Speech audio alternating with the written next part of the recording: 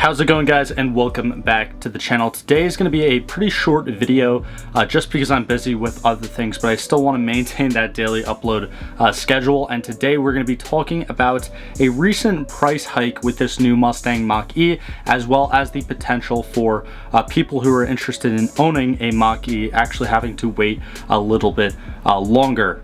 Now, before we get into today's topic, definitely be sure to like, comment, subscribe, turn on that click that little bell icon down there to turn on post notifications. All that stuff really does help me out a lot as a smaller YouTuber. But getting into today's video, I first saw this article by Motor Biscuit, which will be linked down in the description below. And it basically says that is the new Mustang Mach-E Select, which, if you don't know already, the Select is kind of like the base model trim. It's the cheapest trim.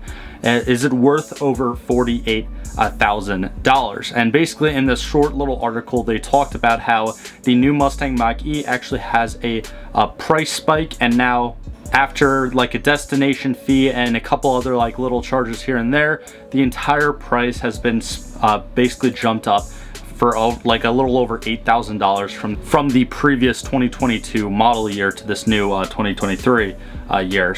So my whole speculation for this is a bunch of things. I think that the Mach-E is getting better. I think that Ford is kind of refining it a little bit. It's getting a better driving range. I also think that the ridiculous car market that we're in right now definitely has more than a little to do with this, as well as obviously inflation that we're seeing here in the States at least, but also the fact that if you go onto Ford's website, nothing is available to order right now. I think that demand is kind of outpacing the supply, specifically for these Mach-E's alone. However, earlier this year, if you kind of compared electric compact SUVs together, the Mach-E was a pretty clear choice, or I think it was up there. And I know if you've been subscribed to my channel, you know that in the past I've hated on the Mach-E a lot because I own an older Mustang, and I just don't like the fact that Ford kind of used the Mustang name and the Mustang badge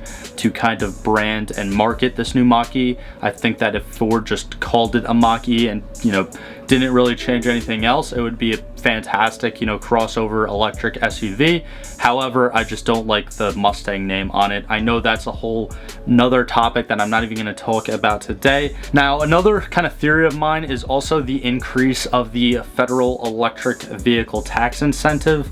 I think it was already $7,500 and then it got raised up again, or now it is raised up to $7,500 on a federal level, I believe.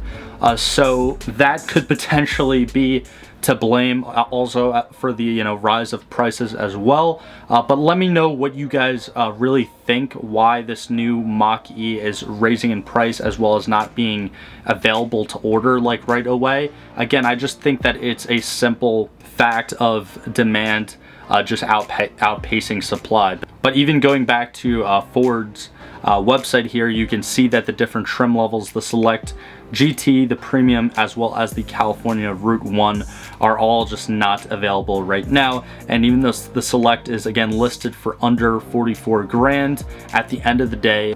But yeah, as we can see, the new kind of, I guess, predicted MSRP for the 2023 model years is going to be that $48,195 mark right there. The Mach-E Select still does come with 266 horsepower and 317 foot-pounds of torque, so I'm sure it still is a blast to drive. As far as electric vehicles go, again, I know that I've kind of hated on them in the past, but they can be fun.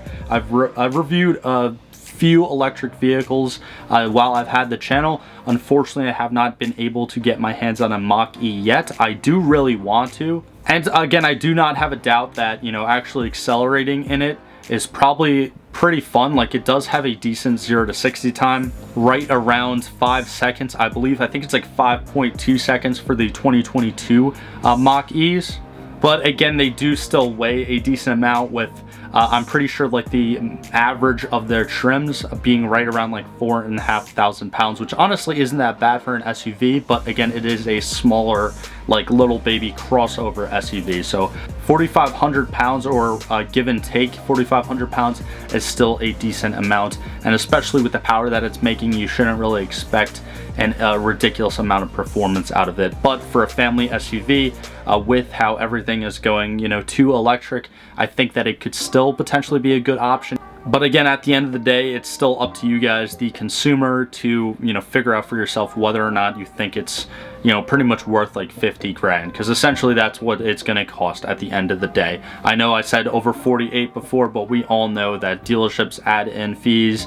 There's like little hidden fees here and there depending upon where you get it or what you get with it. So, and also again, definitely keep in mind, like I said before, that you're not going to be able to order one if you want to actually custom order one. Essentially, whatever Ford dealerships have on their lot is the only thing that you kind of have to choose from as of right now. So let me know, again, what you think of the price gouging that we're seeing from dealerships. And also let me know what you think of the kind of complications of the current car market and how manufacturers are going about handling them. Obviously, a lot of dealerships have had less just actual physical stock in their lots, and they're doing more of these custom orders. So let me know how you think this is going to affect the Mustang Mach-E sales in the near future. And also again, comment down below whether you think this Mach-E is really worth it for just under 50 grand or not. But like always, thank you guys so much for the continued support. I know today was a shorter video, but definitely be sure to still, you know, leave a like, comment, subscribe. All that stuff really does help me out a ton, and I do appreciate all the support. And I also do hope you have a great day, and I will see you in the next one. If you enjoyed today's video, click on either of these links right here to watch a similar video from this channel, or click on the little circle link right there to actually subscribe to the channel. It's absolutely free. I do appreciate all the support, but thank you for sticking to the end of this video, and I hope you have a fantastic day.